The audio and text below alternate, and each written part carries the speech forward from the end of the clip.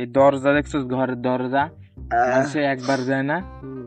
আমি প্রথমে দেবো গ্রিলের, এরপরে দেবো হচ্ছে কাঠের, এরপরে দেবো থাই গ্লাসের, ঠিক আছে?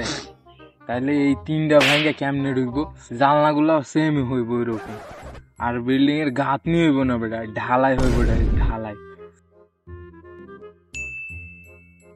শাহজাহান তাজমহল বানাইছিল, তো গ্রিল ককপিট না কিসের দরজা ওগুলো বানাইছিল, ওটা ভাঙ্গে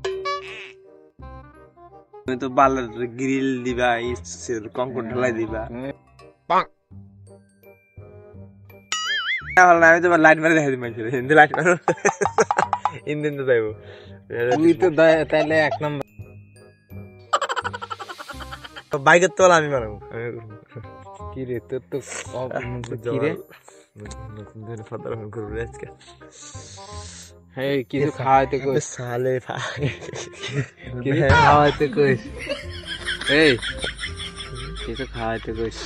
নিজে খাইতে পারবো না সন্ধ্যায় ওটা বিয়ে শাদি করবো, পোলাফান বন্ধু বান্ধব মানুষের খাওয়াইলে, মুরব্বীকে খাওয়াইলে হেরে দোয়া করবো, বেটা ভবিষ্যৎ ভালো হইব। আমরা দোয়া করলে দোয়া কামে লাগে,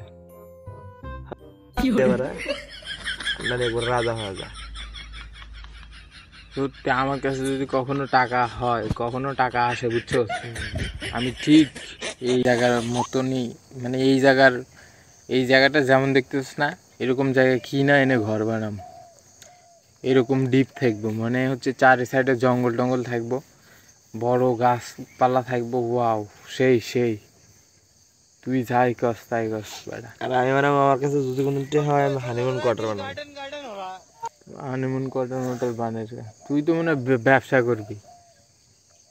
এ ভাই তোর কি শান্তি,